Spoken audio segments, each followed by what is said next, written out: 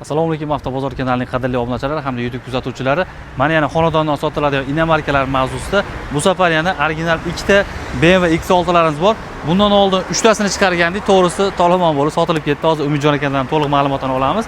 Bu safargi xudo xolasa mana bunaqangi 4 litrli twin turbo benzinli motorlilari ham, eng full paystalari ham videomizda bor. Xudo xolasa oxirigacha ko'rib videolarimizda o'zingizlar narx-navolari va mashinani funksiyalari bilan tanishinglar mumkin bo'ladi. Video boshidan bitta like bosib, yaqin o'rtada BMW olaman degan tanishinglarga potensiya qilib jo'natib qo'yinglar. Inshaalloh qaysidir do'stlaringizni mana shunaqangi original mashinalarni olishga sababchi bo'lib qo'ysangiz ajoyib emas. Assalomu alaykum Umidjon aka. Assalomu alaykum. Sog'ligingiz yaxshimi? Ishlar bilan charchamayapsizmi? Rahmat, ichmisiz? Aka, o'tgan safarga chiqargan mashinalarimiz tolomon bo'lib ketdi. 2 kunda tugab ketdi deyapsiz. Shunaqa sotilib ketdi ular. Xudo xolasa endi bu safarga boshqachalarni olib kelib qo'yibsiz. Bularni ham bitta tanishtirib, obunachilarimizga ko'rsatsak, ma'qul kelsa telefon qilib, buni ham kelishib olsa bo'ladi. Kelishtirib beramiz albatta. Qanaqa bu? Bu mashinamiz 2012-yilda ishlab chiqarilgan. Yurgan masofasi 74 ming kilometr bo'lgan. 4 benzinli motor bunisi. Benzinli, twin turbo bo'ladi. Twin turbo, benzinlik, 4 katta motor bu. Eng qizig'i O'zbekistonda yurmagan deyapsiz. U chetdan kirib kelgan deyapsiz. Shunaqami? Ha, shunaqa mashinalar xudo xolasa. Absolut ideal mashina, hech qanaqa ayb, nuqsoni yo'q. Bir qator aylantirib ko'rishinglar mumkin. 2012-yil ishlab chiqarilgan. Eng qizig'i, men e'tiborim tortdim, mana shunaqangi kameralari ham bor ekan. Bundan oldingi chiqargan X6larimizda bunaqa pozitsiya emas edi ular. Ha, bu kuchliroq pozitsiyasi, bu 360 kamerasi bor. Diskalari ham 20 deyapsiz bu razmeri. Eshiklari ham plisoskalari bor. Hozir o'zingizlar ko'rib, funksiyalariga baho berasizlar. Eshikni ochishimiz bilan mana elektron boshqaruvdagi ikki xil xotirada saqlanib bo'ladigan sidinalarga ko'zinglar tushadi. Sidinalarning holatini qarab, urinmagan. Shu atamankalari bu yoqqa chiqib, tushib, shunaqa narsalari bor. Ularga imkon qadar yoritib, ko'rsatib tanishtirishga harakat qilamiz, чтобы o'zingizlar shu yerga kelib ko'zinglar bilan ko'rgandek. Va buni orqalarida ham juda ham funksiyasi ko'p ekan. Xo'p, zavodskiy mana bunaqa shturkalari bor, nimasidan tashqari va sidinalarga e'tibor bersanglar, funksiyalarni qaranglar bu. Ko'pchilik zamonaviy mashinalar даже old qatorda bunchalik funksiyasi yo'q. Buni orqa qatorda ham mana qizdirish, sovutish funksiyalari va bu yoqda deflektorlari, monitor orqa passajirlar uchun ham va ularning boshqaruv panellari bu yoqda va e'tibor berasizlar, multimedia sistemasini o'sha boshqarish knopkachalari va barlari, yuqorida lyuklar. Xullas, barcha zamonaviy funksiyalar bilan kerakligicha jihozlangan mashina. 2012-yilda ishlab chiqarilgan. Mana shu hozir aytib o'tgan, ko'rsatgan funksiyalarimiz biz hozir даже 25-yilda ishlab chiqarilgan ba'zi bir mashinalarimizda unaqa funksiyalar yo'q. Orqadan umumiy ko'rinishni ko'ringlar. X6 bari boshqacha bir seryozni bagajni ham ko'rasizmi? Oching. Bagajni ham yengil ko'ramiz. Bagaj holatlari. Elektron tartibda ochiladi.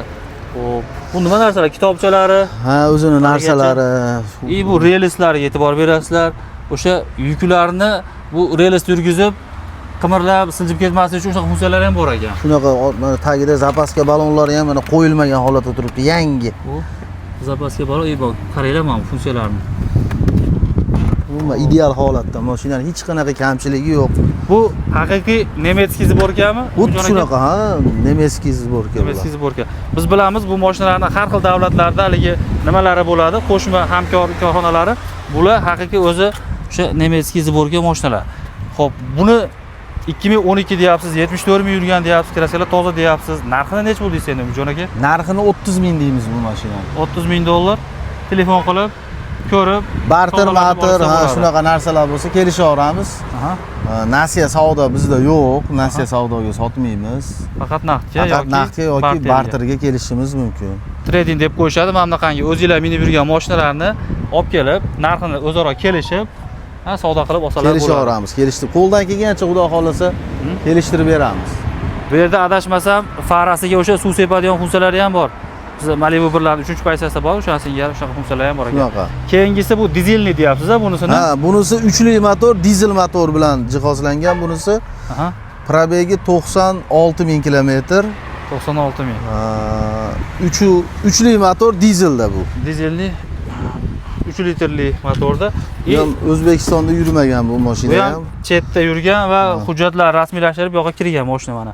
Bundan o'sha sidina pamatlari 96 ming yurgan deyilyapti va bu yoqlarga e'tibor berasizlar. Lyuklari mavjud bunda ham. Qator yuqorida lyuk. Shoxida farqi bor. Bu benzinlikdan bir nechta funksiyalarida farqi bor ekan. Atak kuzovi boshqasi bir xil, motorlarida farq bor. Funksiyasida bir nechta. Buni salonlari mana orqalari. Bunda ham o'sha deflektorlar bor, lekin monitorlari yo'q, lekin deflektorlari bor. Orqa passajirlar uchun, o'sha konditsioner pechka uchun. Va orqadan ko'rinishi buni mana. Ikkovi mashina ham ideal holatda. Bu ham tozami? Kamchilik yo'q. Ha, albatta. Radnoy kraska bu mashina ham. Buni dizelligini nech pul deysizmi, jon aka? Bu mashinamiz ham bir xil narxda. Bu ham 30 Bu ham 30 ming. Kim benzinligini xohlaydi, kim dizelligini xohlaydi. Farqi yo'q, ikkovi ham bir xil narxda. Kimga qaysi biri ma'qul bo'lsa, mana kelib ko'rib, minib, haydab, har qanaqa ustasi bilan kelib tekshirib olishlari mumkin. Ijarachilik joyi yo'q. Hech qanaqa ayb nuqsoni yo'q, ikkala mashinani ham hech qanaqa kamchiligi ham yo'q.